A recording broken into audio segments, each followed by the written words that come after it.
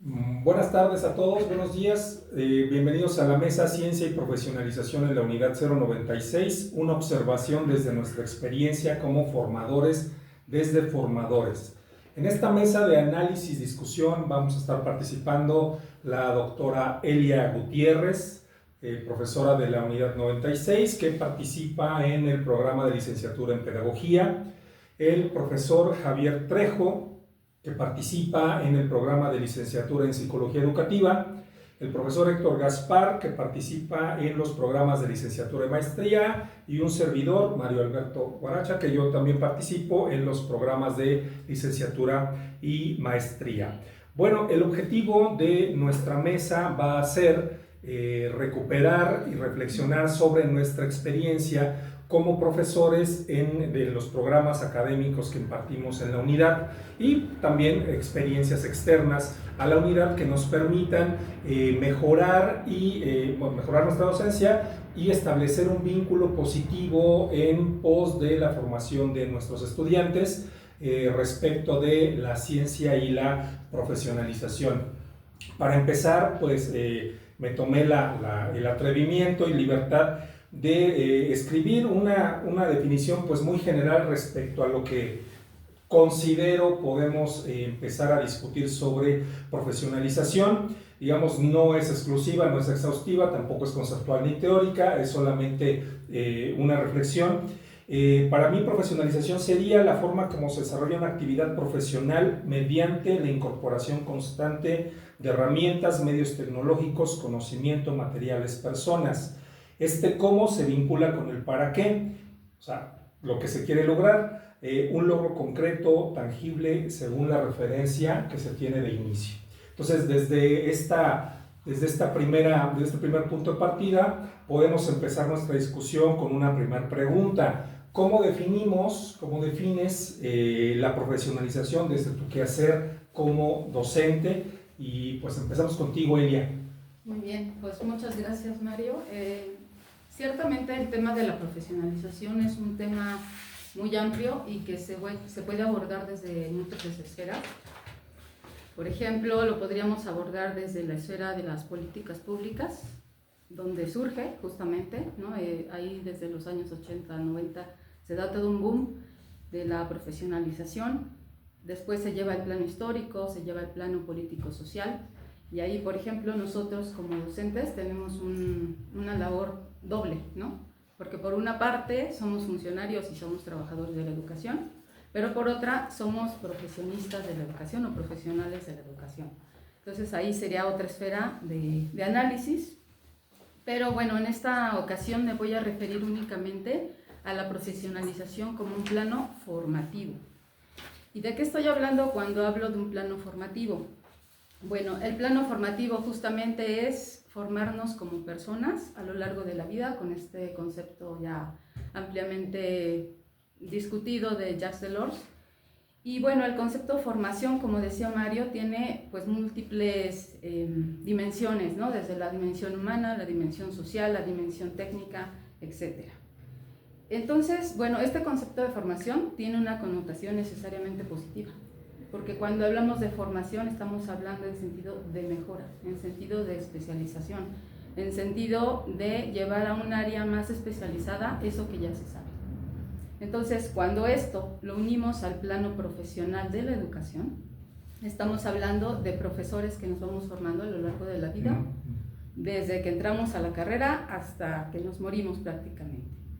Y esta idea es necesaria porque pensemos, por ejemplo, como decía el filósofo español Ortega y Gasset, no somos seres ya hechos, somos seres que nos vamos haciendo. Entonces, la formación tiene este mismo sentido de irse haciendo a lo largo de la vida.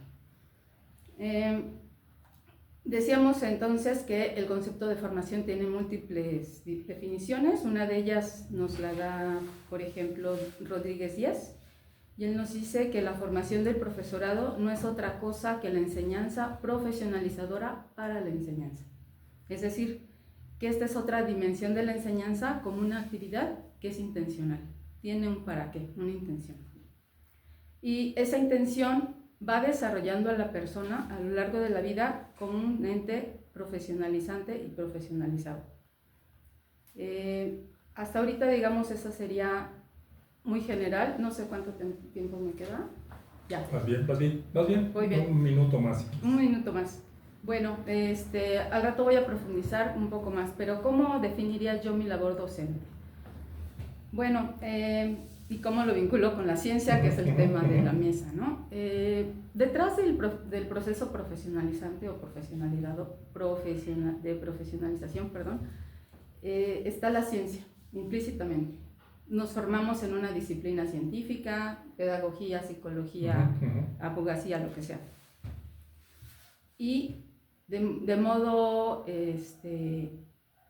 interior a esa ciencia está la forma en la que nosotros la reflexionamos, en la forma en la que nosotros la pensamos, la transmitimos a otros, porque no solamente es un cajón vacío donde tenemos un conocimiento, sino cómo hacemos de ese conocimiento una forma de vida. Por ejemplo, ustedes no me van a dejar mentir, cuando salimos de la carrera de la que hayamos sido formados como profesionales, no llegamos al salón de clases y en el primer día dimos excelentemente bien una clase, porque eso se va haciendo en la práctica. Nos vamos haciendo, vamos profesionalizándonos. Entonces la labor docente es eso. Sí, es ciencia, es tecnología, es técnica, pero también es reflexión, es saber hacer en la práctica. Digamos, voy a ahondar de esto después, pero hasta ahorita ahí lo dejo. Gracias, Celia. Héctor, ¿cómo defines la profesionalización desde tu quehacer como docente? Ok, el término de profesionalización realmente es muy interesante, es complejo, no es definido todavía por los autores, puesto que es un proceso dinámico donde toda persona, cualquiera que sea su disciplina, tiene que contar con y estar equipado para hacer frente a todas las cuestiones que cotidianamente están generándose en la vida, ¿sí? Ya sea que la persona se enfrente a alguna ocupación, genere alguna actividad, tiene que tener esa capacidad para resolver los problemas de manera diaria. Hablando de los docentes, pues obviamente en las aulas el docente tiene que estar preparado para poder resolver cualquier cosa que se le enfrente, ya sea con los alumnos, con los compañeros, con las autoridades, directivas, supervisores, hasta con los padres, y no solamente interno, sino externo, la parte del contexto que está permeando la institución, pues implica también que el docente debe estar preparado, por ejemplo, la delincuencia, mercados, sonido, ruido, todo lo que está, clima, ¿no? Inundaciones. Esa parte es esencial para que el docente debe estar capacitado, equipado para poder hacer frente a eso. Eso implica que hablar de profesionalización es hablar de un proceso continuo de desarrollo de la persona. Es mejorar las competencias que tiene cada uno de los individuos. Y eso implica no solamente ver la perspectiva hoy de una situación disciplinaria, sino también multidisciplinaria. En este contexto, hoy en día la UNESCO genera pues una visión ya para el 2030 y 2050 en términos de lo que un docente debe de estar competente en las aulas. Y eso, aspectos, por ejemplo, de manera muy rápida, ¿qué hace el docente y cómo lo hace? O sea, una. La otra, ¿qué función estratégica es? O sea, ¿cuál es el papel del docente, su identidad? ¿Realmente se conoce el docente a sí mismo? Para poder enseñar y obviamente aprender en términos de los alumnos. Debe de estar comprometido con cosas específicas que ahorita las voy a mencionar. Debe de estar preparado para solucionar conflictos. Debe ser competente totalmente en términos del uso y manejo de las tecnologías. Además de generar aprendizajes, ambientes, ¿no?, de aprendizaje inclusivo, respetuoso, y generar contextos reales en cuanto a las necesidades y problemáticas que se enfrentan en la actualidad. Entonces todo eso, aparte de tener un pensamiento multidisciplinario, el docente debe estar preparado. Me enfocaría rápidamente a dos de ellas, que es La primera, ¿qué hace y cómo lo hace? O sea, el docente tiene que estar preparado para estar frente al grupo, pero depende de quién y dónde se encuentre. O sea, si está con niños, tiene que saber pues quiénes son, toda la parte de su biología, su estructura de desarrollo cognitivo, ¿no? Para poder enseñar y transmitir un conocimiento pedagógico didáctico en términos de quién es el niño. Si es un adolescente, pues todos los cambios hormonales en los que se enfrenta, entonces tiene que estar preparado para identificar eso y poder transmitir con alguna efectividad el conocimiento en ese contexto. Si es un adulto, obviamente pues el adulto tiene ya una experiencia, una trayectoria ya profesional y definitivamente pues tiene que tener una capacidad andragógica para poder llevar a cabo ese conocimiento con estas personas y que pueda no desanimarlas, ¿no? Por un lado. Por otro lado, la otra competencia es esta función estratégica, o sea, cómo poder llevar a cabo estrategias de enseñanza, ¿sí? Enseñanza y aprendizaje, ¿no? El docente enseña, transmite, ¿sí? Y el alumno aprende, ¿no? Adquiere aprendizaje. Y el aprendizaje debe ser significativo. No un aprendizaje, porque el aprendizaje, pues todo el mundo aprende, pero se lo olvida a los días, sino debe ser significativo. ¿Y cómo lo hace? Entonces, aquí hay herramientas que es necesario que el docente tenga. Por un lado, debe de entender la parte de la política pública, ¿no? Todo el contexto que se genera en términos de la transición de cómo enseña y aprende, es decir, cómo, hablando de modelos educativos, cómo hay una transición de esos modelos en cuanto a las maneras de cómo debe de enseñarse en cada contexto. Y hablamos de modelos en términos del tradicionalista, que después el el conductismo, y luego el cognitivo, y luego el constructivista, y luego el de aprendizaje es clave, y luego, el de competencias, disculpen, el de competencias, y luego el de aprendizaje es clave, y hoy que es la nueva escuela mexicana. O sea, cada uno de ellos tiene estrategias pedagógicas que de manera oficial deben de conocer los docentes para aplicarlos en el aula y ser mejor su estrategia pedagógica. Asimismo, hay modelos alternativos que también debe de conocer para jugar con todo ello y hacer una estrategia dinámica en las aulas. Entonces, no solamente eso, sino todo lo que está en términos de directrices internacionales que ya la UNESCO ha señalado, con todas las tecnologías como la inteligencia artificial, ¿no? Con todo lo que es la TIC-TAC, ¿no? Tecnologías de información y comunicación, también tecnologías de aprendizaje y conocimiento, ¿no? Toda la parte de una sociedad inclusiva, con ética y protección, y en este contexto, pues bueno, debe de conocerlo para orientar sus acciones hacia un aprendizaje pues, más efectivo. Entonces, dejo aquí la intervención para después ahondar un poco más. Bien, continuamos con Javier. ¿Cómo entiendes, cómo defines la profesionalización desde tu quehacer como docente? Yo quisiera comenzar con una dicotomía que trato de hacerles mucho el énfasis a los estudiantes. Educación y pedagogía no son lo mismo, y el objetivo estatal solamente está del lado de la educación. La educación como tal pues tiene una función desde tiempos inmemoriales de reproducir valores y reproducir capacidades para la inserción social y la inserción laboral. En cambio, la pedagogía surge como una disciplina de acompañamiento dentro de lo que serían los momentos clave de la humanidad, que sobre todo han sido guerras, pandemias y diferentes acontecimientos donde el profesor aparece en contra de un ambiente hostil que lo está impulsando constantemente a mejorar en varios aspectos. Entonces, la mayoría de los pedagogos que tenemos, los que ha mencionado el doctor, en cuestión de lo que sería conductismo y diferentes maneras de retomar, lo que es Paulo Freire, pedagogía de la liberación, la escuela bancaria o ir en contra de la escuela bancaria, todas estas pedagogías del siglo XX son de posguerra. Y otra gran vuelta a la pedagogía ha sido en la última pandemia, donde hemos tenido que renovar todo el tema de las tecnologías y poder desarrollar de mejor manera.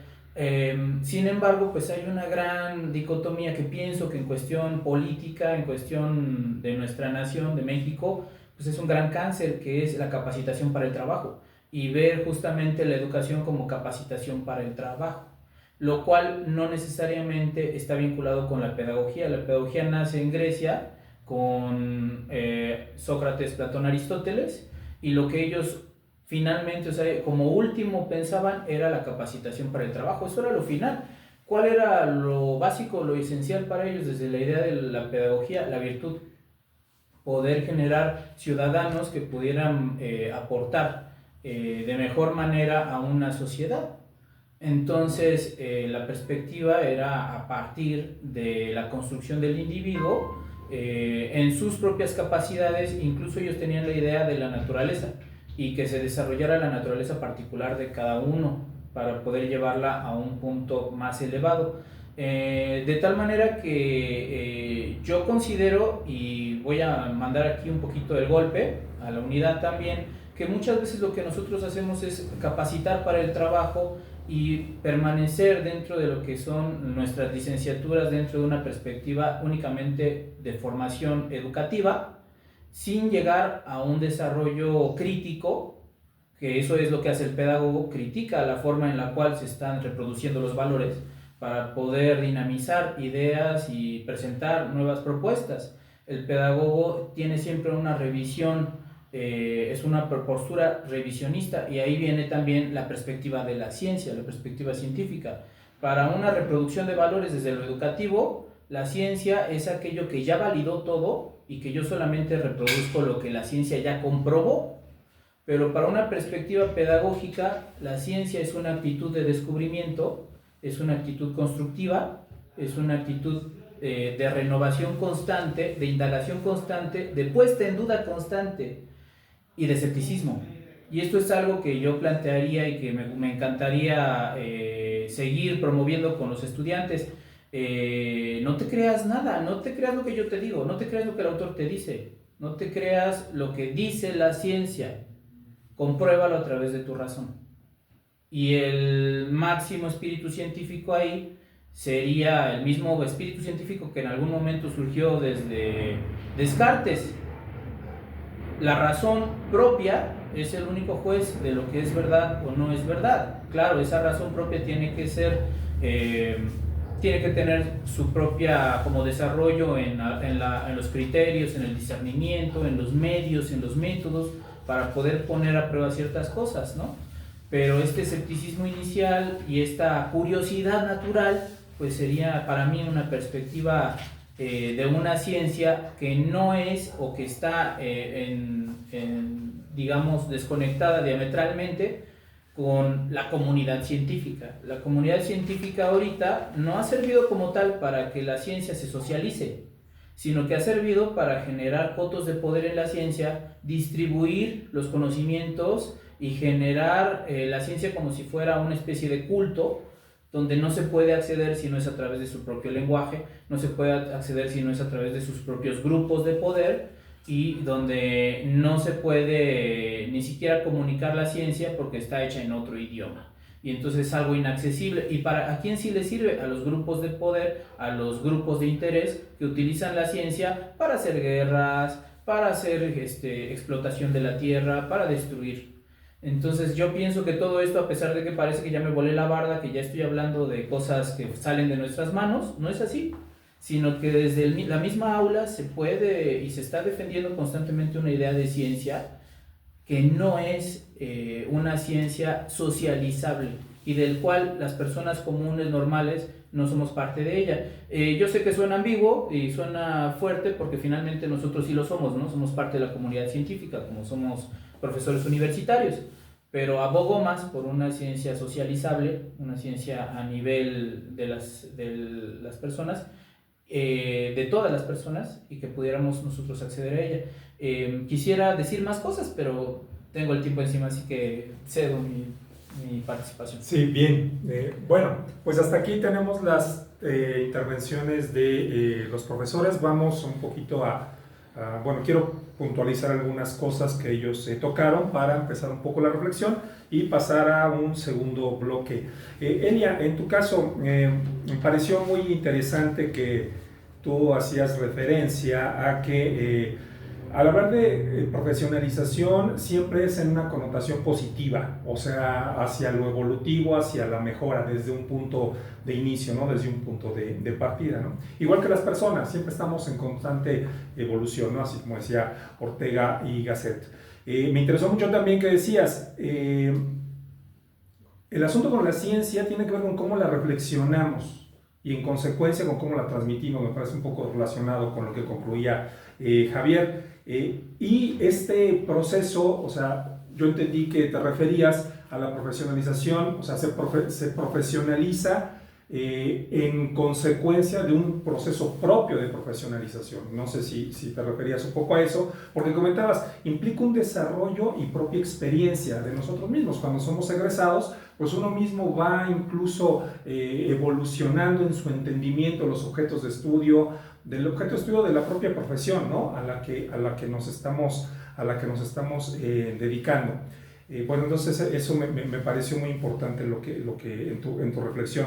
Luego, Héctor, hablabas de profesionalización como un proceso continuo de desarrollo de la persona, haciendo referencia a la multidisciplina que eso implica. Yo lo entendí como en dos partes, ¿no? Uno como profesionista y otro como persona. Así es. O sea, en lo individual, vinculado al desarrollo propio al que se refería Elia. Pero hablando como profesionista, decías algo así parecido como deben crearse condiciones, crear ambientes de aprendizaje, entender el entorno donde se está desarrollando. Y una cosa que de eso me pareció muy importante es la conciencia del público. Bueno, tú dijiste público, yo digo público, del público, o sea, de los alumnos. ¿Quiénes son? Son personas, están en su primera infancia, son pubertos, son adolescentes más grandes, son adolescentes adultos, ¿no? O son personas mayores, porque en el entendimiento de quién es la persona con la que se tiene enfrente, en el caso del docente, es cómo se va a enseñar, ¿no? Y aquí redondeabas un poco con en el cómo enseñar, con las estrategias. O sea, ¿qué estrategia se toma? Yo estoy muy de acuerdo con eso porque finalmente, dependiendo cómo entendamos nosotros al público, ¿verdad? Es cómo nosotros, previo a nuestro proceso de autorreflexión, vamos a poder transmitir, ¿verdad?, esta vinculación entre ciencia y profesionalización.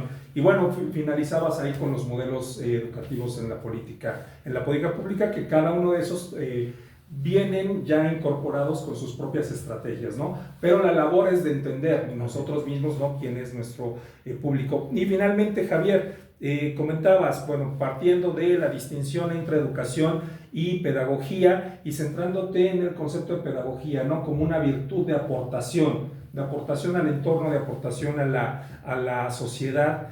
Y hacías la reflexión de que en la unidad nos hemos concentrado más bien, yo creo que no nada más en la unidad, sino en las escuelas, ¿no?, en el proceso de escolarización formal, más bien en la capacitación para el trabajo, más que en el desarrollo propio de la persona, orientado hacia esa virtud de aportación. Una aportación que tú comentabas estaría centrada en cuestionar, discutir, proponer, creo yo, y otra vez yo así lo pienso, ¿no?, relacionado en la autorreflexión, ¿no?, en cómo procesamos, reflexionamos y transmitimos nuestra propia profesión, y no una orientación no socializable, me gustó esa palabra, ¿no?, del conjunto científico, ¿no?, de los grupos científicos, a los que sí, bueno, tentativamente pertenecemos o tendríamos que pertenecer. Yo no pertenezco, no sé si eso sea positivo o negativo, pero que realmente dificulta la transmisión de esta ciencia para una profesionalización. Entonces, llegando a este punto, la pregunta sería, ¿cómo hacemos eso, no? ¿Cómo logramos desarrollar, reflexionar la ciencia para poderla transmitir? ¿Cómo podemos identificar qué herramientas, qué estrategias, qué conocimiento podemos darle a nuestros alumnos para poder entender a sus públicos y qué es lo que podemos hacer en concreto para poder fomentar la virtud de aportación a la que tú te referías. Entonces, pues, ¿qué opinan de estas primeras reflexiones de bloque? Si gustan comentar de uno o de todos. Yo intenté como hacer un resumen, ¿no? de lo de cada uno de ustedes y pues aquí podemos discutir. Elia, ¿cómo ves? ¿Qué piensas? Bueno, me gustaría un poco más ahondar en esta idea de la profesionalización, entendida no solo como algo científico, que desde luego lo es, sino también como esta idea de la reflexión en la acción. Es decir, nosotros como profesionales reflexivos estamos llevando a la práctica eso que está de alguna manera cristalizado en las teorías, en los libros, y lo estamos haciendo, permítanme decir la palabra, lo estamos haciendo carne, lo estamos haciendo parte de algo orgánico, algo que nos constituye. Entonces, cuando nosotros como profesionales de la educación llegamos a ese punto, es porque ya pasamos del texto al contexto. Sí, claro. Y ese salto cualitativo es súper importante. No siempre se logra. Ustedes no me dejarán mentir. ¿Cuántas veces hemos escuchado la frase de sí, es un profesional muy competente, sabe mucho de su materia, pero ¿qué crees? Que no la sabe transmitir, no la sabe enseñar. Entonces, ese salto cuantitativo y cualitativo es algo que nosotros vamos aprendiendo en esa práctica. Como diría Donald Schoen, en el ser un profesional reflexivo. ¿Qué significa eso? Llevar eso que ya sabemos hacer a la práctica y transmitirlo a otros. ¿Cómo? Ese es el problema. Muchas veces nos quedamos ahí. ¿Cómo lo hacemos?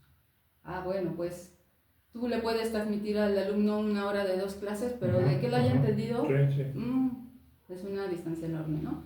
Entonces, ¿cómo lo hacemos? Bueno, pues haciéndolos partícipes de su propio conocimiento, haciéndolo significativo. Y en este punto, pues estamos llegando entonces a un metaaprendizaje, donde se analiza mucho más allá de lo que se aprende en el aula y se lleva a la vida cotidiana.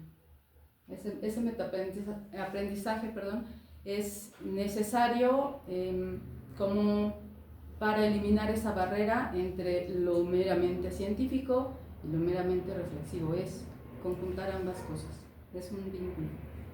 Y bueno, más adelante voy a poner un ejemplo para ver si se entiende un poco más. Ok. ¿Sí? De acuerdo. Héctor. Coincido con la doctora Elia, y yo creo que también aunando a esa parte, porque es importante, cómo dar ese salto, cuanti a lo quali. Sí. Yo creo que es tratando de romper nuestras barreras y estructuras de pensamiento.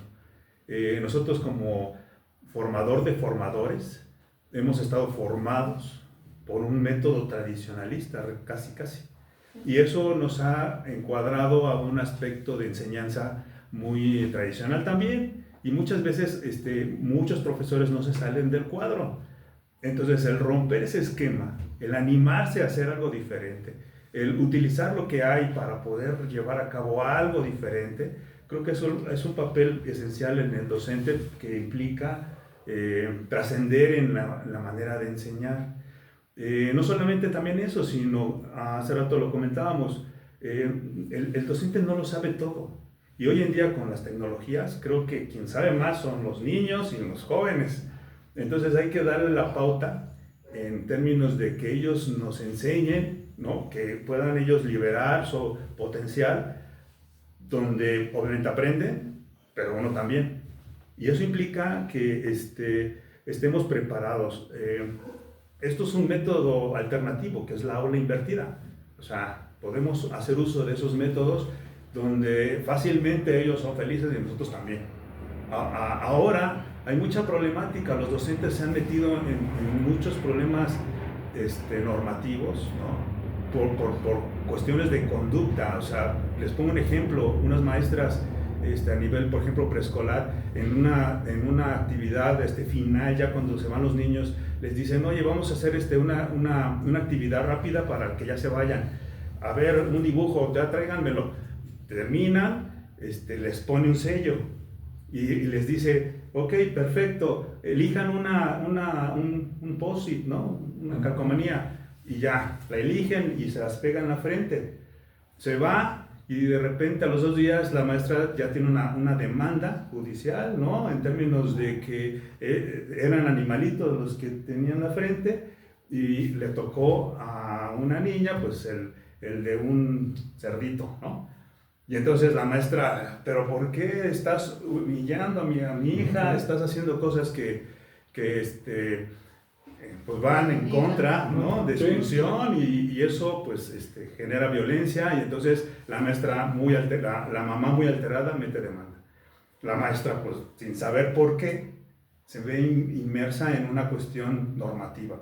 Entonces son cosas que tiene que romper con esos esquemas porque hoy en día sí está muy vulnerable la parte del docente en cuanto a ese tipo de cosas, en términos de enseñar de manera estricta, tampoco, o sea, es ahí donde te puedes meter en problemas, mejor debes de estar empapado de lo que está sucediendo, de toda la normativa para poder transmitir de manera efectiva. Entonces, es muy importante ese salto, pero ¿cómo? Pues aumentando tus competencias en ese sentido. Hay varios casos que me han tocado resolver y estar ahí con las maestras en cuanto a este tipo de situaciones, porque les es muy difícil salirse, ¿no? Dar este salto cualitativo es muy complicado, porque así se acostumbraron y es difícil desacostumbrarse. Entonces, lo dejo en la mesa porque hay varios elementos que podemos tocar, no sé si haya otra participación, sí, en el que podamos ahondar un poco más. Javier. Sí, bueno, a ver rápidamente. Sí es verdad, como dice Gaspar, que hay muchas como factores de actualización que son muy relevantes, ¿no? La idea, por ejemplo, de la evaluación continua es algo que es súper valioso. En lugar de esperarnos a la evaluación final, hacer la evaluación continua, el siempre realizar el diagnóstico, porque muchas veces se entra sin el diagnóstico y no tienes que saber bien cómo vienen, ¿no? El nivelar dentro de lo que es el proceso tampoco es algo que se haga muy frecuentemente. Piensas, ay, pero ya tienen que venir así de primero, tienen que venir así de segundo, entonces no los voy a nivelar. No, siempre hay que nivelar porque siempre hay un desapego ahí. El que las clases sean totalmente comunicativas y haya negociación constante también es otro elemento de vanguardia de la formación y la capacitación docente en la actualidad. Entonces, poder decir, vamos a hacer esto, ¿quién vota? En lugar de decir, vamos a hacer esto, yo lo digo, ¿no? Estas formas diferentes que se están planteando en lo que son las revistas educativas de vanguardia de nuevas formas, ¿no? Ahora yo quisiera llamar la atención hacia una perspectiva. Estamos viendo como si la educación que nosotros damos profesionalizante estuviera parte de la realidad. Decimos, es que estamos preparándolos para allá afuera. Pues no está parte de la realidad. Esta es una pequeña esfera donde podemos practicar y equivocarnos, podemos practicar y ejercitarnos, desarrollar las habilidades, pero en realidad es la misma realidad y funciona de la misma manera, ¿no? Desde la filosofía clásica y el materialismo podríamos plantear rápidamente qué es profesionalización. Burdamente, conseguir dinero a través de una actividad. Y no podemos quitar de ahí el factor del dinero. Hay una cuestión de que tú vas a ganarte la vida y la vida es feroz. Siempre tienes que pagar a tiempo, ¿no? Pero nunca te quieren esperar. Tú tienes que pagar tus tarjetas a tiempo. Entonces no te va a esperar el mundo a que tú juntes el dinero para pagar tu tarjeta, porque te va a poner No, sí te espera, pero te causa interés. Te causa interés, o sea, sí te espera, pero es mañosa la espera, no es malvada en ese sentido. Entonces, pensar en, es que hay una realidad suavizada, no ayuda a nadie, ¿no? En realidad, cualquier capacidad que pueda tener nuestro estudiante, incluso durante el proceso de aprendizaje, puede ser cuestión de que gane dinero con eso. O sea, es decir, yo tengo muchos estudiantes que les enseñé, por ejemplo, lo que es la planeación educativa, y a la semana ya tenían trabajo. Les dije, aquí está, esta es la carta descriptiva, con esto hacemos nuestro proyecto de un taller, y ellas presentaron esta carta descriptiva en unas instituciones y las contrataron, ¿no? Obviamente hay cuestiones en medio, de que las contratan como carrera trunca y diferentes cuestiones que tienen que tomar en cuenta. Pero el que nosotros siempre estemos suavizándoles la realidad a los estudiantes no ayuda. Al contrario, tendríamos que darles la confianza. Ahorita tienes cierta habilidad en esto y por esto tú puedes dar un curso de esto. Ahorita ya tienes el nivel para dar este curso de esto. Incluso aunque no estén terminando la carrera, y es que hay que tomar en cuenta, nuestro perfil de estudiantes no son estudiantes que les vaya a facilitar el que ellos no trabajen durante toda la carrera. Nuestro perfil de estudiantes necesita trabajo. Entonces no podemos decirles, no, espérate hasta después de que te den tu título, 4 o 6 meses o hasta 2 años después de que termines la carrera. No, trabaja y estudia, porque si no, al contrario, el trabajar le suaviza un poquito las exigencias de la realidad. Entonces pienso que esa sería una perspectiva, no maquillar tanto, pensar que todo lo que les estamos enseñando desde que entran va orientado a que puedan ganarse la vida con ello, todo.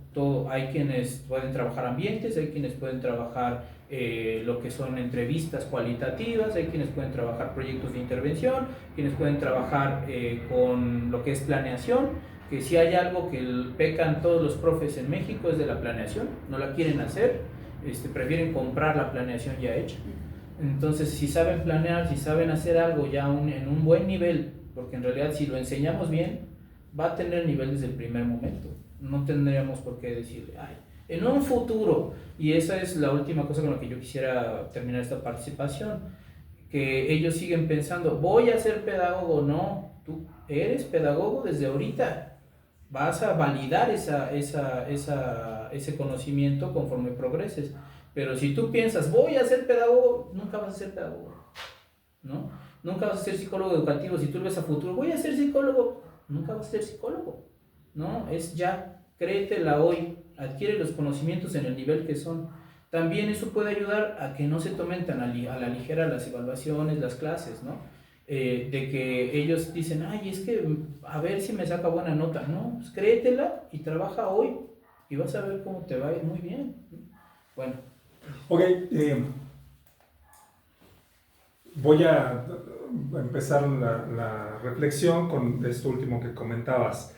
Nuestro perfil de alumnos requiere trabajar. Yo creo que es muy importante eso, y está vinculado a lo que comentaba Héctor, la conciencia del profesor, nosotros darnos cuenta quiénes son nuestros alumnos, cómo les enseñamos a incorporarlos al trabajo. Les propongo dos cosas, reflexionar sobre dos asuntos. Cómo hacerlo, que es la parte con la que culminaste, Elia, ¿no? Cómo hacerlos partícipes de su propio conocimiento.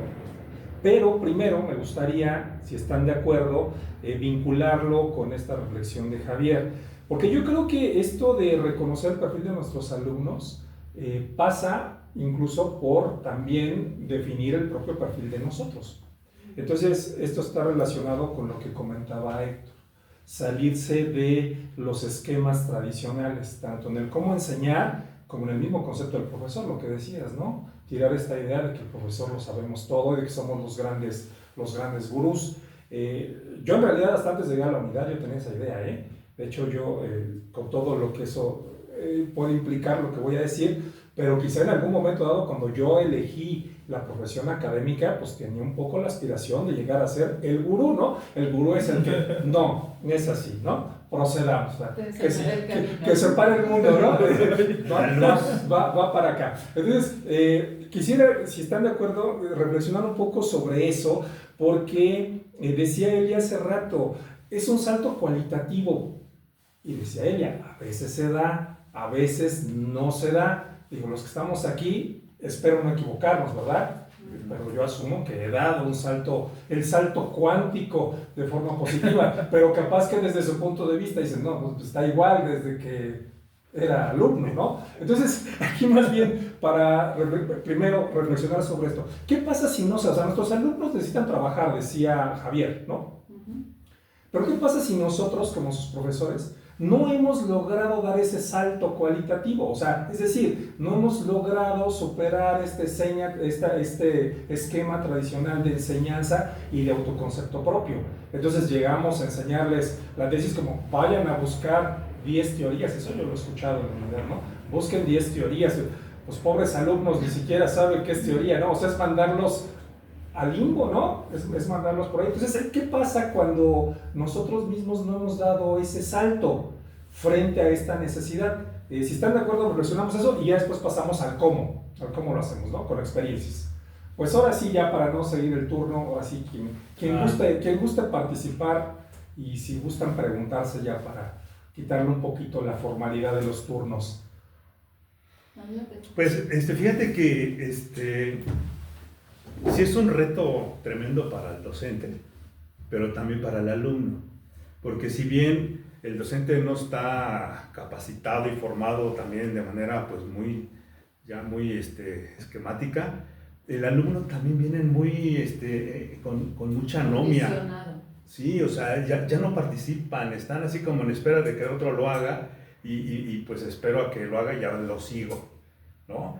Esa actitud genera una parte pasiva en cuanto al alumno. Si bien lo comenta Javier, el mundo rudo, cuando ya buscas trabajo, pues ahí necesitas hacer cosas, ¿no? Y decirme cómo lo vas a resolver. Pero si no llegas con esta actitud positiva, difícilmente se complica el campo, los escenarios para encontrar un trabajo adecuado. Si bien, aparte de que no lo hay, ¿no? Porque tampoco te enseñan a generar un trabajo, ese es otro camino, ¿verdad? Sí. Pero hablando de que ahorita las escuelas te enseñan a encontrar un trabajo, difícilmente lo hay, y los que hay, pues sí te exigen. Entonces, el alumno tiene que tener esta habilidad para poder hacer cosas, tiene que ser más dinámico, tiene que tener una actitud más amplia en cuanto al hacer, no al esperar a que me lo den. Y es ahí donde nosotros tenemos que hacer esa dinámica. Y yo creo que eso es una receta esencial, porque es ahí donde el alumno empieza a encontrar caminos de acuerdo a la vida. O sea, es probable que no trabaje como pedagogo si es pedagogo, porque la pedagogía también ya tiene un campo tremendo. Y entonces, de competencias y campo laboral de otros estilos. Entonces puede encontrar cualquier cosa. La idea es de que pueda desempeñarse con actitud, y creo que la palabra es la esencia, porque esa actitud lo va a hacer, aunque no lo sepas, pero si quieres hacerlo, vente, te enseño. Y es ahí donde muchos carecen en ese sentido en las aulas, ¿no? O sea, y es ahí donde hay un aspecto que también creo que está para tocarse, que es la cuestión emocional. El romper esquemas emocionales, ¿no? Tenemos que intentarlo, porque la creencia en cuanto a la percepción individual está muy, muy permeada. Entonces, esta cuestión emocional de que me va a pasar algo, de que me van a regañar, tienes que romperla. Y la emoción tampoco nos han enseñado, o sea, a hacerlo. Y eso creo que como docentes necesitamos también control emocional para poder enseñar un control emocional en cuanto al alumno, porque él tiene que romper y hacer más atrevido, ¿sí? Y obviamente, aunque lo critiquen, no pasa nada. No pasa nada, tiene que... Eso es muy complicado de hacer, Héctor, para los alumnos, y yo me atrevería a decir que unos lo logran y otros realmente no lo logran, y creo que tenemos que partir de esa realidad que es cruda, porque estamos, creo que ahí en esta pasividad. Yo creo que esta pasividad tiene que ver con un factor que es la cultura escolar de nuestro sistema escolar, ¿no? El profe llega, apunta, haces tu tarea, Así es. haces cuadernos. Yo a veces hasta en forma de burla le digo, a ver, enséñame tu cuaderno, ¿cuántos cuadernos te has acabado con mis clases? No, pues 2 hojas nada más, ¿no? Imagínate si vas con tu mamá y le dices, mira mamá, en un semestre lo que llené, ¿no? Cuando estamos escolarmente, desde la cultura escolar, acostumbrados a que me acabe un cuaderno y luego otro, y hacen hasta concursos de cuadernos. Pero eso realmente es muy complicado, porque sí tiene que ver con el mismo sistema, pero también tiene que ver con las competencias propias o las competencias que desarrollamos desde nuestra propia personalidad. Y la realidad es que hay personas, hay alumnos y profesionistas, ahí yo creo que también tiene que ver el salto cualitativo al que se refiere Elia, que no estamos estructurados, no sé si me voy un poco más allá, a lo mejor esta vida no venimos a eso, venimos a otras cosas, pero no es romper eso, ¿no? Mejor para tener un huerto bonito, ¿no? O sea, aportar en otros ámbitos, pero no necesariamente en eso. Entonces, sí, yo creo que ahí sí el profesor tiene mucho que ver, pero también tenemos que partir que va a haber quienes no lo hagan. A veces yo pienso que de un grupo de 30, si lo hace uno, pues nos damos por bien servidos, porque puede ser que ninguno. Y es propio del sistema, de la cultura del sistema escolar y es propio de ellos mismos también. Entonces, es un reto, o sea, y ahí está la profesionalización, y ahí está como la manera en que nosotros les acercamos y les comunicamos la ciencia, como decía Javier. Pero creo que también nuestra profesión es un poco de resiliencia, ¿no? Porque pues quizá por mucho que hemos dado este desarrollo propio, pues a lo mejor no lo vamos a poder lograr. Porque ya nos podemos meter en la cabeza de nuestros alumnos, ¿no? ¿Sabes? Si ni con nuestros hijos lo podemos. Bueno, no sé, es lo que se me ocurrió. Elia, ¿no quieres comentar algo? Sí, quería comentar que el proceso de profesionalización es un proceso doble. ¿Por qué es un proceso doble? Porque mientras nosotros estamos transmitiendo conocimiento, profesionalizando a nuestros alumnos, nos estamos profesionalizando a nosotros mismos. Es decir, sí, es un proceso formativo doble, ¿no? Entonces, esto es muy interesante y se vincula con lo que estaba comentando el profesor Gaspar. Cuando nosotros estamos en el aula, estamos transmitiendo una determinada asignatura, la que sea, no solo estamos transmitiendo conocimiento, sino también al mismo tiempo, y eso se aprende en la práctica, en la reflexión, estamos transmitiendo, diríamos yo, estamos midiendo la temperatura al aula. Estamos midiendo la temperatura, cómo se da este clima ecológico dentro de un salón de clases, ¿no? Y eso es muy útil, muy necesario, porque cualquier conocimiento, por más valioso que sea, no se va a lograr si ese clima en el aula se convierte en una jungla donde todos están contra todos. Ningún profesor puede enseñar una asignatura cuando hay un clima de ese tipo, ¿no? Entonces, como profesores, y eso lo aprendí yo en el transcurso de mi quehacer docente, es primero, mide esa temperatura, cómo se llevan entre sí los alumnos. ¿Son tribus que se llevan bien o son tribus que están en contra? Entonces, antes de empezar con cualquier conocimiento, yo veo eso, y ahí viene el cómo. Yo veo eso y digo, a ver, nada de que los grupitos ya están hechos y yo no puedo hacer otros grupos de trabajo. No, aquí todos trabajan con todos. Y quienes han sido mis alumnos saben que yo trabajo de esa forma. ¿Por qué? Porque si yo encuentro a un par de alumnos, a un grupo de alumnos renuente, difícilmente la clase fluye, difícilmente el conocimiento se da, ¿no? Entonces, eso es por una parte. Por otra, hay que interpelar siempre al alumno, ponerlo en un desafío, no darle el peladito y a la boca, jamás. ¿Por qué? Porque entonces en ese sentido el alumno empieza y pierde el interés por tu clase, te deja de respetar. Cuando tú lo interpelas y le dices, vas a hacer esto porque tú lo puedes hacer, le estás poniendo un desafío tremendo, y muchas veces nuestros alumnos traen psicológicamente, traen ¿cómo se le llama se me fue el concepto? Bueno, que tienen una autoestima muy baja y se sienten incapaces de lograr algo, ¿no? Entonces, nuestra labor está en sacar ese potencial que ellos tienen. ¿Cómo se hace? Bueno, pues trabajando pasito a pasito, no hay de otro. No hay otro. Sí. Bien, Pues como dijeron, el aspecto emocional resulta ser el más importante, es la puerta de entrada a todo. Y sí es verdad que hay este tema de la autoestima. Pienso que también es como polar y ambos lados, lamentablemente ambos son perjudiciales, porque está el estudiante que tiene una autoestima muy baja y no cree en sí mismo, pero al mismo tiempo el que tiene un egocentrismo y una arrogancia y se cree que tiene las habilidades que no tiene y que tiene un papel que tampoco tiene. Entonces se va como una especie de círculo vicioso, donde si no estás en la parte donde no te mueves porque no tienes la motivación y porque no crees en ti, estás en la otra donde te mueves de manera errática, ofensiva incluso para todos, exagerada, donde haces mucho daño, ¿no?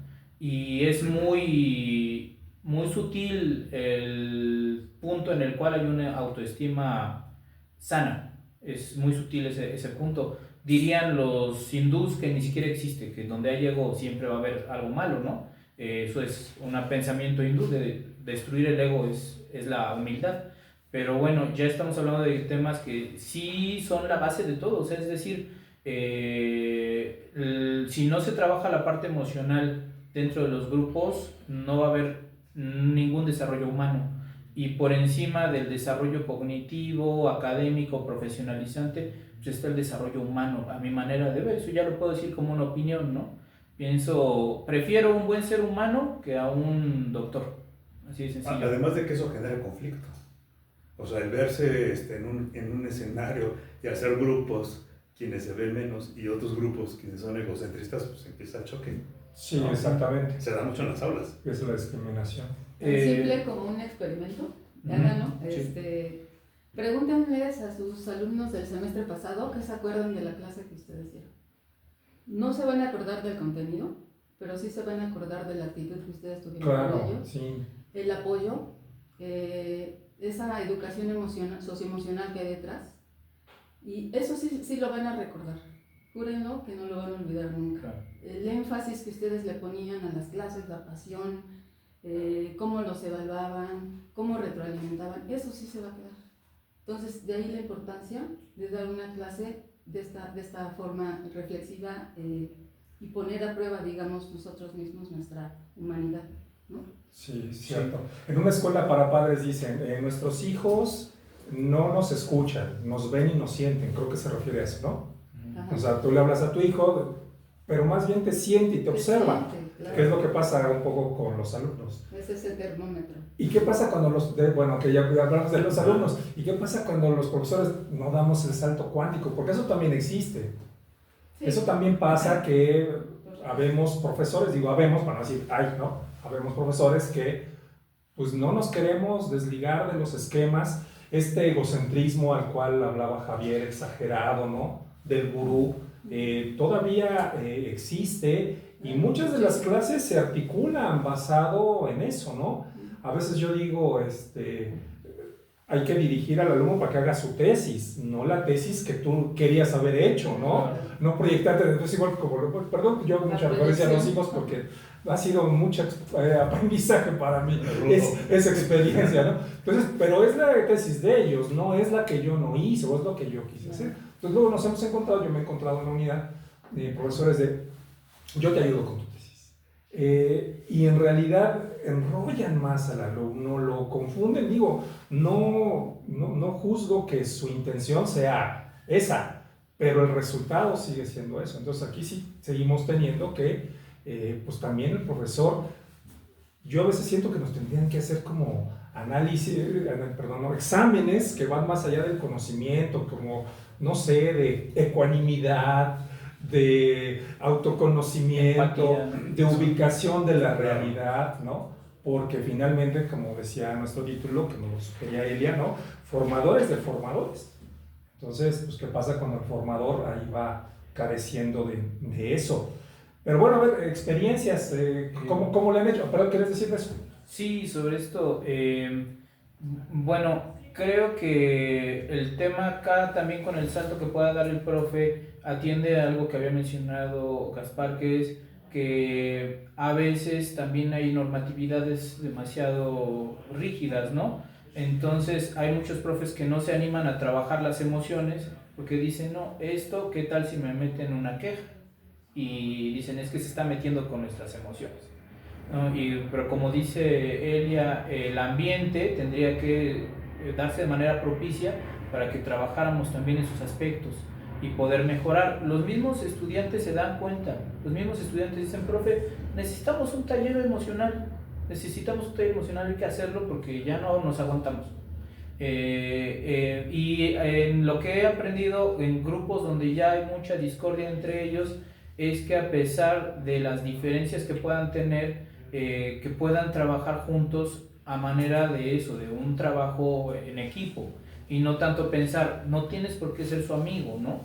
Les decía, hay personas que hacemos equipo con alguien que quizá no nos caiga tan bien, pero qué buen equipo hacemos. Ahorita, a mí me gusta mucho poner los ejemplos de referentes culturales recientes. Pondría ahorita el ejemplo de Deadpool con Wolverine. Se llevan muy mal, son terribles seres humanos ambos, pero son imparables. Son imparables, donde aparecen los dos, nadie les hace frente, son imparables, imbatibles, aunque se lleven mal. Entonces, y esto pasa también entre profes. A veces no compartimos los valores, no compartimos la perspectiva, pero ¿cómo somos cuando colaboramos en formar un alumno? Lo profesionalizamos, le damos las herramientas, las habilidades y juntos hacemos una maravilla. Entonces, así les digo a ellos, y también les pongo este ejemplo de otra película, es que sí me gusta mucho ponerles esos ejemplos, de los 300, ¿no? Los 300 que están en una guerra y dice el rey de los 300, de los griegos, dice, la fuerza de un espartano es el soldado que está a su lado. O sea, no podemos hacerlo todos solos, ni nosotros como docentes podemos solos. ¿No es la patada que dice Esparta y la avienta? Sí, es ahí también, en la misma película. No, entonces tu compañero, tú vas a ser tan fuerte como tu compañero. Entonces ambos sean fuertes juntos, colaboren juntos, hagan el trabajo juntos y nada los va a detener. Y afortunadamente hemos logrado limar asperezas en algunos grupos donde casi parecía imposible. Sí. Entonces ese sería como el comentario. Ok. Bueno, experiencias, ¿cómo le han hecho entonces para profesionalizar, para hacerlos partícipes de su conocimiento, para darles una conciencia de lo normativo, como decía Héctor, lo normativo y lo legal, en el caso que tú comentaste, que es escandalosísimo y es brutal? ¿Cómo pasa de algo que sí es, pero es una norma mínima y no especialmente especificada, y le están dando una demanda? O sea, ¿cómo incorporarlos a eso? Fíjate que lo que yo hago es aterrizar a las personas. O sea, realmente les pongo en piso lo que existe, lo que hay, lo que está pasando, para que estén conscientes. Es un caso, ¿no? Hay muchos profesores con demanda. O sea, las demandas están en crecimiento potencial. Cosas pequeñas que eran prácticas cotidianas, pero hoy yo le llamo que los adultos hay una nueva conceptualización. A los adultos se les llama PAS y a los alumnos NAS. No sé si han escuchado, después de la pandemia, porque son NAS, que son niños altamente sensibles, y PAS son personas altamente sensibles. O sea, ahorita ya los docentes tienen que estar atentos a lo que comentabas, de hacer un diagnóstico inicial para ver con quiénes estás trabajando. Porque después de la pandemia soltaron muchas emociones y están, pero bien sensibles, porque no, cualquier gritito ya exploto, ¿sí? Ya sea el niño que explota, grita porque algo pasó en su casa, ¿sí? O porque lo tratan mal, o porque ha sido abusado. Y entonces, o los papás porque también ya están así, y entonces cualquier cosita pues se van sobre el docente. Entonces tiene que estar preparado el docente para poder identificar estos elementos emocionales y poder resolver en algún momento, si llegas hasta allá, ¿no? Haciendo una actividad específica, o mejor das parte y lo apuntas para que tú puedas tener una evidencia que implica una cuestión judicial. Entonces, es algo que yo les comento en cuanto a las asesorías, en cuanto a las escuelas que he hecho y a los maestros. Esta parte de humana, que es algo que tenemos que llegar a verlo en cuanto a la sensibilización de los maestros como tal, porque los maestros también sufren de diferentes enfermedades, achaques, situaciones que también nada más están así de explotar, y también los alumnos. Todos los alumnos están también inmersos en una cuestión de depresión o de alto ego, pero también están escondiendo cosas atrás. Es necesario que el docente genere diagnósticos iniciales, lo que comentabas, o sea, es una cuestión de conocer con quién estás, para poder saber cómo abordas. Y eso implica hacer ciencia, ¿no? En lo que habíamos platicado, de no ir con lo que dice, digamos, tampoco todo lo que está en internet, sino pues es investigar un poco más. Se da el caso de lo que estamos hoy en la etapa de inclusión. Las maestras no saben todavía con quién se enfrentan. O sea, sí hay niños que vienen con discapacidades y con trastornos, por ejemplo, lo del TDAH, pero ya vienen diagnosticados. Entonces, con eso, pues ya la maestra dice, pues trabajo con ellos porque ya está diagnosticado. Pero, ¿qué pasa con el resto de mis alumnos? Necesito yo identificar qué pasa con ellos. ¿Quiénes son? ¿Quiénes están a punto de ser diagnosticados y no son diagnosticados? ¿Y quiénes son los demás? Para no caer en una práctica que me pueda afectar. Entonces, si yo atiendo en prevención esa situación y luego veo cómo aprenden, obviamente pues practico con todas estas estrategias que hay y me divierto en el aula. Y eso es a nivel preescolar, primaria, secundaria, licenciatura. O sea, todo esto se aplica. O sea, realmente yo lo aplico, me ha funcionado. Y quienes lo han hecho, pues creo que también están bien, porque pues se han consolidado. Porque es necesario conocer con quién trabajas para ver cómo lo atiendes. Porque hay veces que no se dan abasto los USAER o los, ¿cómo se llaman ahora? Quienes trabajan con personas, con niños con algún problema, con algún trastorno. ¿Cómo se llaman? ¿SECAM o algo así? No me acuerdo ahorita. Se me fue ahorita el musical. No, esas son las clases. El de las clases. Sí, se me fue. Los de educación especial, ¿no? Antes era esa parte que lo canalizabas. ¿Cómo se llama? Siempre se nos olvida, Bueno. está muy largo. Lo canalizabas y la maestra decía, pues no es mi papel porque lo canalizo con alguien especialista, psicólogo, ¿no? Pero no, ahora él tiene que ejercer una multidisciplinaridad en el aula para identificar todos los elementos que hay ahí. Y eso implica conocimiento y eso tiene que salir y romper esquemas, no ser pedagogo y nada más dedicarme a enseñar o a practicar, ¿no? O sea, no, tienes que estar con una actividad dinámica para que puedas estar tranquilo y dormir tranquilo, ¿no? Claro, es UDEI. Sí. Por eso. Okay. Elia, tú que has dado el salto cuántico, ¿cómo los has participado de su conocimiento para Fórmula. profesionalizarlos? Fórmula. Dinos. Bueno, hace la vuelta, todavía estoy en el tránsito, todavía no llego a ese salto. Bueno, a mí me gustaría, recapitulando lo que comenta el profesor, esta idea de las experiencias de los alumnos a partir de lo que ya hacen, ¿no? Y para mí es muy claro, a partir del seminario de tesis que estoy dando esta asignatura y que estoy a cargo de los estudiantes, el observar desde cómo empiezan un proyecto sin pies ni cabeza y cómo lo terminan. Esa es una experiencia muy, muy enriquecedora, y me gustaría principalmente comentar el caso de aquellos que ya están frente a un grupo, ya sea porque son docentes, o bien que han tenido alguna experiencia que para ellos es significativa a partir de su servicio social. Y todo eso, esas problemáticas que ellos observan, llevarlas a un proyecto de investigación es bien interesante, y ahí, digamos, se vincula muy bien con la investigación-acción.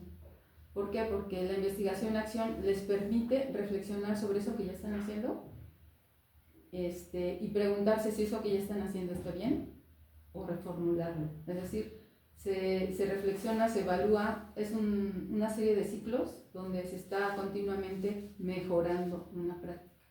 Entonces, cuando un estudiante que es profesor frente al grupo, voy a comentar el caso de una alumna que tenía, que es profesora no titular, pero bueno, ya es profesora de nivel preescolar.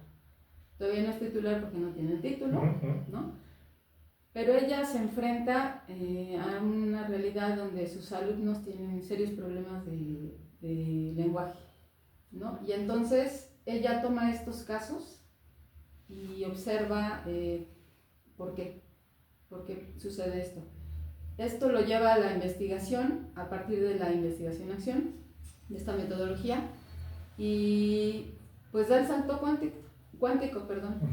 Es decir, no solamente está haciendo un trabajo recepcional para titularse, que sería un deber ser, da el salto cuántico al ser, en cuanto a que eso que yo estoy trabajando me importa, yo lo elegí, yo lo vivo y soy capaz de incidir en esa problemática para cambiarla.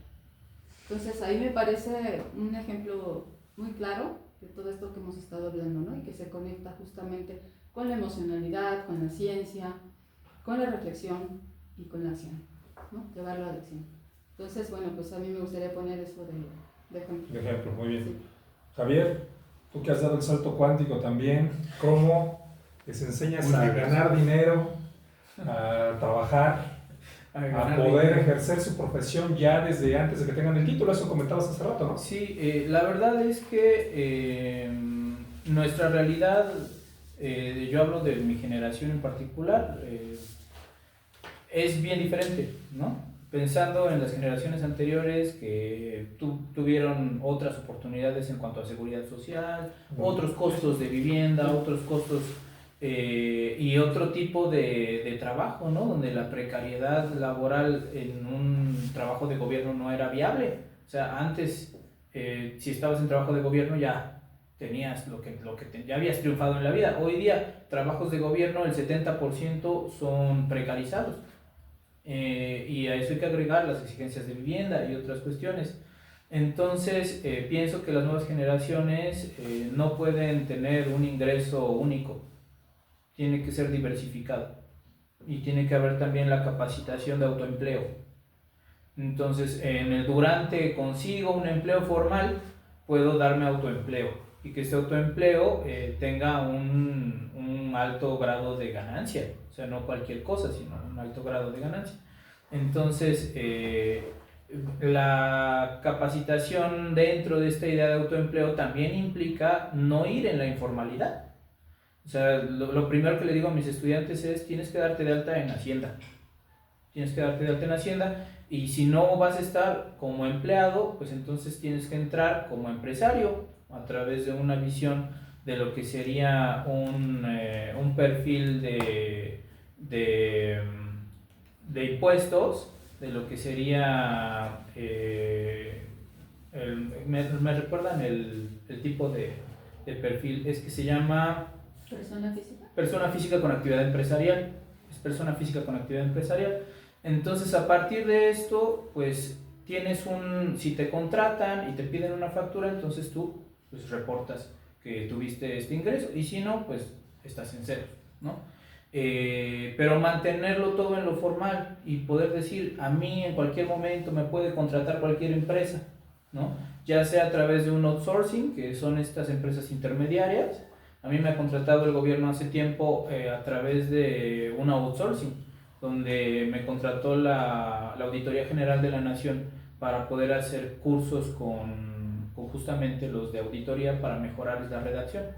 Entonces, tener esta posibilidad de tú generar tu empleo, de tú generar tus propias plataformas a través de lo que serían redes sociales, lo que sería pues, tu ambiente, tu espacio, tener las capacidades, las multidisciplinas, multitareas, multicapacidades para poder hacer tus propios anuncios, tu propia organización, tu propia contabilidad, generar tus propias estructuras y tener también la visión de poder hacerlo todavía más ambicioso. Decir, bueno, tengo esta capacidad de hacer, digamos, voy a dar cursos a distancia, que esa es otra opción que surgió a partir de la pandemia. Ahí yo podría decir, sí sufrimos mucho, todo lo que podamos decir. Falleció un tío mío, lo lamento mucho y está en mi corazón, pero yo hice dinero en la pandemia. O sea, es a través del autoempleo que consigo diferentes oportunidades. Generé incluso una propia empresa durante el tiempo de la pandemia y registrada en la Secretaría de Economía. O sea, tener esa ambición y decir voy un poquito más adelante y a través de esa empresa generarme también a mí mismo autoempleo, hacer gestión con las delegaciones, hacer gestión con otras empresas para colaborar y generar un mayor capital, administrarse de manera adecuada. O sea, son cosas Todo que... eso lo transmites a los alumnos. Sí, cuando tengo la oportunidad y tomamos los temas, ¿no? Sí he tenido de pronto una clase que he dado sobre este tema del SAT, de cómo funciona el SAT, de qué hay que hacer, cómo hay que hacer, de cómo hay que, esta cuestión de la declaración anual y diferentes cuestiones, y de mantenerse en una sanidad financiera. Y sí, es un proyecto todavía, porque apenas he dado pocos cursos donde incluya eso, pero sí lo he estado incluyendo también lo del manejo de redes sociales, también otras cuestiones. Oye, perdón que te interrumpa, pero a ver, ahí digamos, o sea, tú les transmites eso que es una vinculación, ¿no? Con las opciones reales de trabajo, pero cuando tienes, digamos, una materia como introducción a la psicología educativa, o sea, ¿cómo vinculas ese contenido con esto? O sea, ¿cómo lo resuelves? De esta manera, lo que yo hago con estas clases que no tienen tanto en conexión es, desde antes me pongo en contacto con los estudiantes y les pregunto qué quieren ver durante la semana de inducción y en el descanso del medio, porque les digo, vamos a dar un taller también en medio de las clases, porque van a estar ya muy cansados de todo lo que hemos estado viendo, porque mi ritmo de trabajo es muy acelerado. Entonces les digo, en el taller que hagamos a medio semestre, ¿qué quieren ver? Y ya ellos deciden según sus necesidades qué es lo que quieren ver. Y esas 2 semanitas de taller nos desconectamos de todo el temario y vemos exclusivamente los temas que queremos implementar. Y después de eso nos reconectamos al temario para continuar el cierre de las actividades. ¿Y los contenidos los comunicas en este sentido? Sí, les doy yo un plan de trabajo o unas opciones. Y les digo qué es lo que quisieran hacer. Quisieran hacer el taller emocional, quisieran hacer el de capacitación para el trabajo, no para el trabajo, la capacitación para dar clases, expresión oral y diferentes recursos para el aula, o quisieran hacer otro taller, por ejemplo, he enseñado fotografía a nivel de bien, o sea, fotografía profesional, les he enseñado fotografía, hemos hecho nuestra galería de foto, les he enseñado también sobre cine, y hemos hecho nuestro cortometraje de cine. O sea, entonces, pero bien, y tiene que ser algo que yo domine y que sí lo haga bien, ¿no? Que lo haya estudiado bien. Entonces, les doy las opciones y ellos eligen. Entonces, esta cuestión de dar talleres, de cómo dar talleres, también se ha elegido y se ha presentado en diferentes espacios. Pero muchos de estos módulos funcionan a través de esta planeación, yo ya los tengo diseñados. Otros, ellos los piden, yo investigo, hago el desarrollo y ya lo planteamos y lo presentamos y lo elaboramos. Unos ya están hechos y simplemente los tengo que enriquecer, y otros los estoy trabajando según la circunstancia. De acuerdo. ¿Algo más que quieras comentar? ¿O una experiencia más? No, pero es mucho reto que tenemos que tener los docentes, también los alumnos. Yo insisto a todos los alumnos que rompan sus esquemas para trascender algo que se requiere hoy en día, cada vez es más, y que bueno, las competencias deben de estar en todo momento así como que muy establecidas en términos individuales, para qué soy bueno, qué soy malo, y necesito yo fortalecer lo que está débil en términos individuales. Entonces debe quedar muy claro todo el tiempo mi FODA individual, pues para hacer frente a toda esta gama, ¿no? Hoy los jóvenes tienen un gran reto para realizarse, ¿no? Y pues bueno, aquí estamos para apoyarlos. Sí, muy bien. ¿Alguna reflexión final, Elia? Bueno, pues llamar a los estudiantes a que se sientan realmente profesionistas, como decía el compañero, que no se sientan excluidos hasta que tengan un título, ¿no? Hay que irse haciendo en la práctica, hay que irse formando y hay que creérsela. Ahí viene como que la clave, ¿no? Hay que creérsela. Porque si no, es muy fácil que nos tumben a la primera. Entonces, bueno. ¿Cómo sería eso de hay que creérsela? ¿Cómo, digamos, tener profesora Elia, ¿cómo le hago? Tener autoconfianza. Autoconfianza. O sea, eso que yo estoy presentando, sea lo que sea, presentarlo desde lo que yo soy, mi esencia, digamos, ¿no? O sea, no únicamente lo que yo me aprendí de una lección de un libro, sino cómo yo lo transformé y lo estoy traduciendo a partir de lo que yo soy. Por ahí va más o menos la idea. Javier, Pues una bien, reflexión final. Pues muchas gracias por escucharnos, muchas gracias por la atención, muchas gracias a todos por el aprendizaje. Ya te Creo quitó el que papel. ya veo. No es el papel, nada más. Es mi Son sus cierre. agradecimientos. Es mi agradecimiento, mi cierre, ¿no? Me divertí mucho y estoy muy contento. Entonces ese sería mi comentario, gracias. Sí, bueno, mi comentario sería, sí creo que hay un gran reto, yo creo que en la profesionalización va implícito el desarrollo propio, ¿no? Esto que yo te digo a manera de chiste, no el salto cuántico, pero es esta evolución personal, ¿no? De cómo entendemos, reflexionamos, incorporamos y socializamos los conocimientos, ¿no? Yo creo que sí requerimos los profesores de habilidades y sensibilidad para darnos cuenta qué tipo de grupo tenemos, ¿no? Digo, hay métodos para darse cuenta y diagnosticar un poco el perfil de nuestro grupo, la temperatura, como decían hace rato, pero sí también tener como cierta sensibilidad a eso, ¿no? Yo creo que también tener muy claro cuál es nuestro papel, romper ese esquema de que no somos el que lo sabe todo. Yo no lo sé si sea en el caso así de todos, pero al menos en mi caso, como yo soy de los advenedizos a la educación, ¿no? Yo no estudié educación, o sea, yo estudié otras disciplinas, pero tengo muchos años dedicándome a la docencia. Entonces, quizá este brinco que yo he tenido en mi trayectoria profesional, ¿no? Es como de mucha adaptación, de mucho aprendizaje en el camino, ¿no? Yo creo que eso también el profesor o el formador tiene que estar muy consciente de eso para dejar de transmitir esquemas rígidos, ¿no? Porque estudio esto y trabajo en esto, ¿no? Yo en el proyecto de investigación que ahorita tengo, vamos viendo que las profesiones actuales son las mismas que los libros de texto en los 60 nos establecieron, ¿no? El abogado, es aquellas que les llamaban las profesiones liberales, ¿no? Siguen siendo las mismas. Entonces, creo que en nuestras generaciones, pese a todas estas nuevas habilidades con las que por su generación ya tienen implícitas, todavía están un poco condicionadas por esos esquemas tradicionales de las profesiones de antes y además sobre todo de la ruta laboral. Yo me he dado cuenta de eso, ¿no? Egresas, ¿no? Consigues trabajo y pues lo que decía Javier, ¿no? De ahí para el real, ¿no? Eres empleado federal y pues ya prácticamente ya lo hiciste. Entonces creo que también el profesor o profesores tenemos que tener mucha conciencia de que no es así. Yo suelo decirles mucho, quizá ustedes lo ven como un camino complicado, ¿no? Pero no se creen, los que estamos de este lado aún no lo hemos librado.